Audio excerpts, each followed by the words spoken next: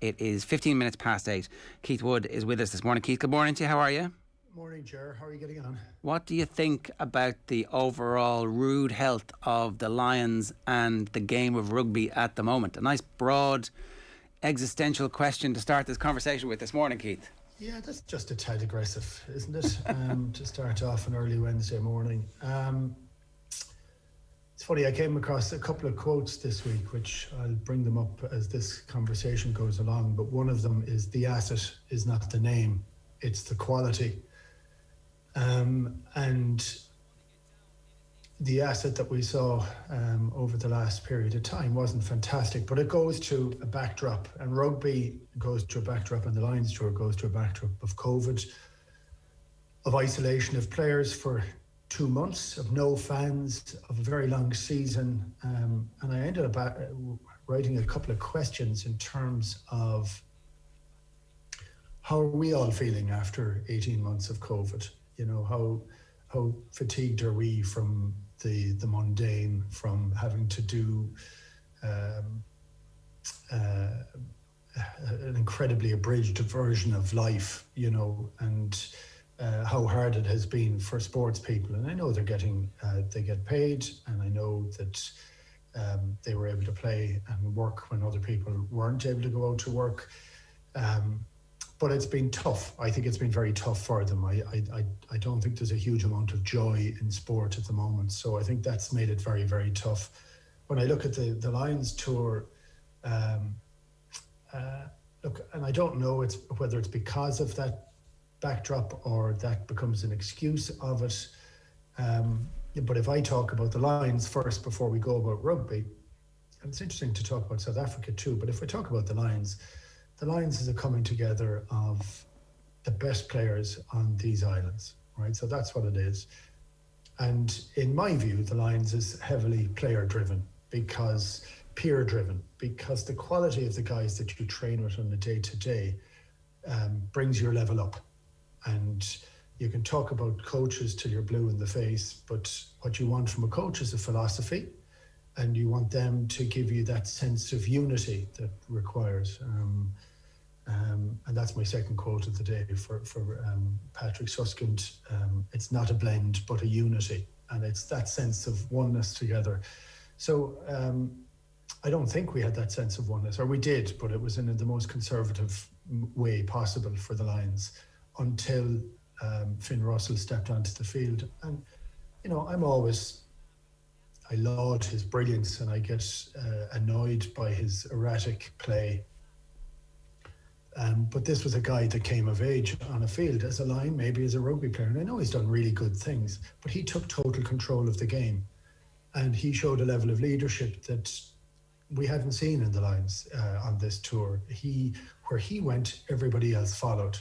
So there is the chink of the glimmer for the future, that actually sometimes you just need somebody to take the ball and run. He took half the balls flat, not all of them, but from the off, he didn't settle into the game. He has a hyper confidence in his own ability, maybe almost an overconfidence, as if to hell it doesn't matter.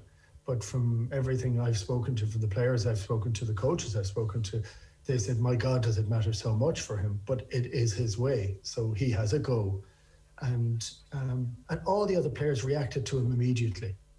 And for me, that's what a Lions is supposed to be. It's the best players and the players reacting to them. So I find that that's a big thing for me. And the other thought when I was watching the game was, how many children grow up to follow a ball being kicked in the air? And not many, I'd say.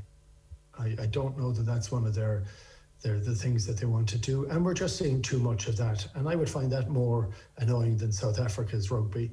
The fact that the other teams are reacting to it by slowing everything down, by having a sort of trailed ruck, kicking the ball in the air, chasing and hoping for a 50-50 return.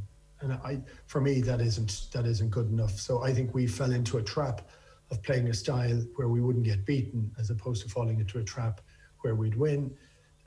by everything going right for us if we got the right bounce of the ball. I think that's too awkward. Yeah, it's funny how, and look, we can't tell how we'll think about this in 10, 15 years' time, this tour, but at the moment it feels like the 2001 tour, it feels now retrospectively, was a successful tour in that the Lions played a brand of rugby that was breathtaking and exciting against the then best team in the world, and they produced 3 marvellous matches that stand the test of time as rugby spectacles. This time we didn't get that experience, except maybe a little bit when Finn Russell comes off the bench, and it seems almost as if, I don't want to overstate this, because like Warren Gatland's job as a professional coach is to try and win those 3 tests, and if Liam Williams makes the pass, then he kind of gets out of jail a bit, and we're all like, oh, that's sensational, and you know, assuming that they go on to win it. But it feels a little bit like they didn't quite get or grasp the possibilities and the opportunity, and in a way, I'm not saying it's a betrayal of the Lions ethos, but it's a little bit of a betrayal of the Lions ethos.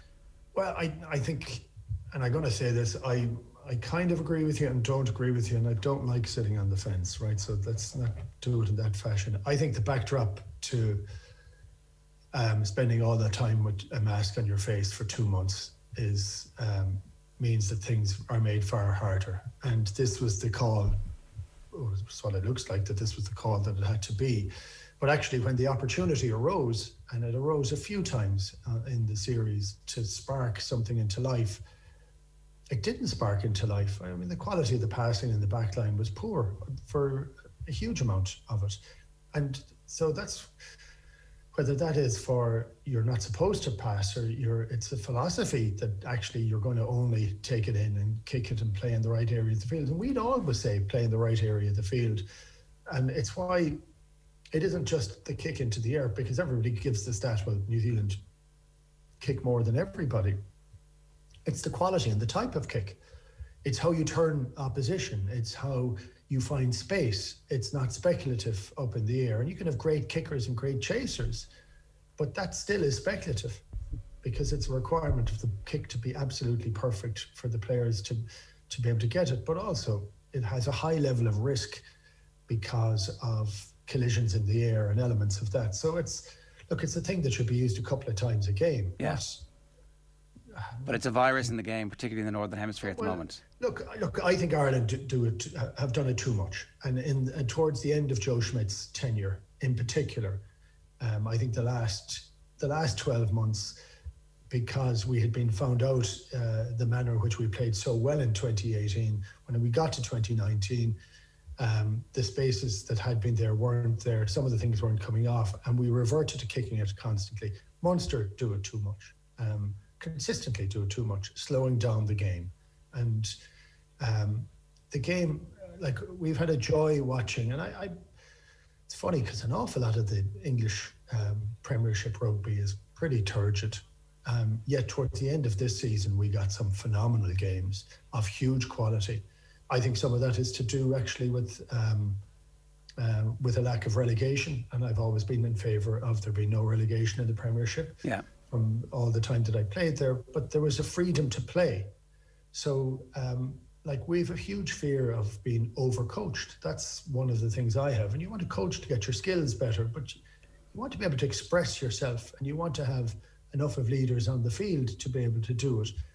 When we were looking at this line squad, there were very few people that we were saying were standout leaders. It caused huge confusion for us with who would take over from Alan Wynne. So much so that he came back. And, I've read criticism of him in the paper that he didn't quite reach his standards.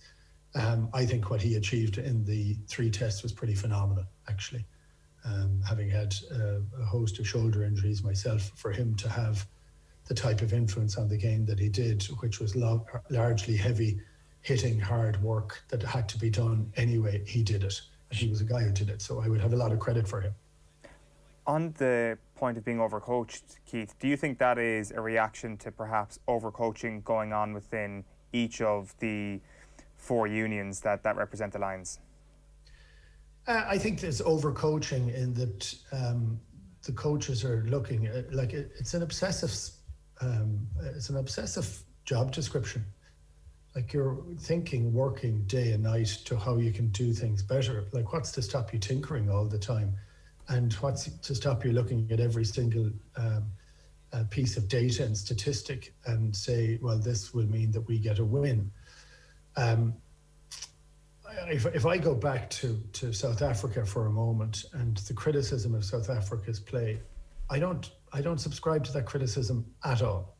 That is actually how South Africa have played for as long as I know. They were always goal kickers. They always relied on goal kickers all the way back to Nas Botha. And before that, our older listeners will go before that. They always had a hard crashing centre like Danny Herber back in the day. They always had a big set of forwards. They always played really tough. That's actually how they play. I just don't know that every other team has to fall into it. And for me, one of the great joys of the last 10 years was watching diminutive Japanese team take the forward-obsessed, empowered team of South Africa apart in the World Cup a couple of World Cups ago.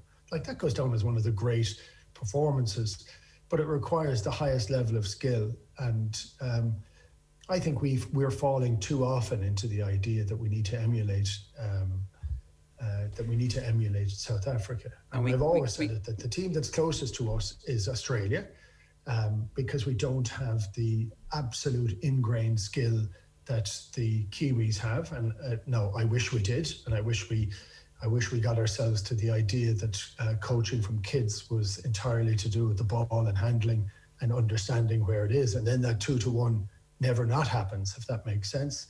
But Australia always are a decent pragmatic blend of the two, where it's a very thinking rugby. And I know they're not in a great space at the moment, but it's very thinking rugby, and it's a really good use of the players that they have at their disposal. I do want to ask about Gatland, because some of the English newspapers had already shooed him in as the next coach for the tour to Australia in 4 years' time. What do you make of that? Well, I don't think he should be shooed in. It's like no player should be. You know, every time the Lions talk, they say there's no link from one Lions to the next, that it is a reflection of what's happening at that moment in time. So I don't think it should be.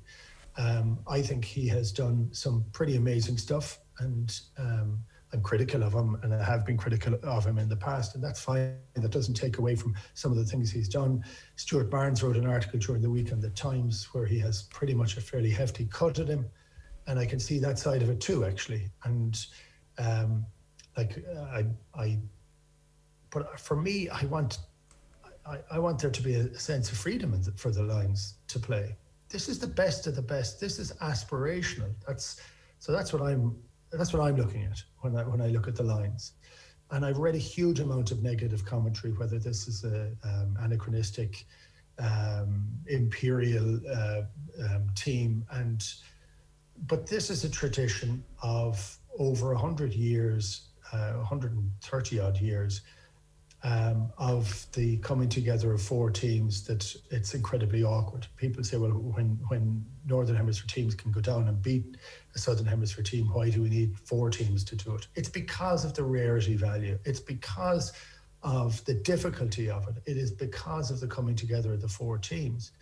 It's how you get somebody to plant a philosophy on top of those so that this becomes a tour for the ages.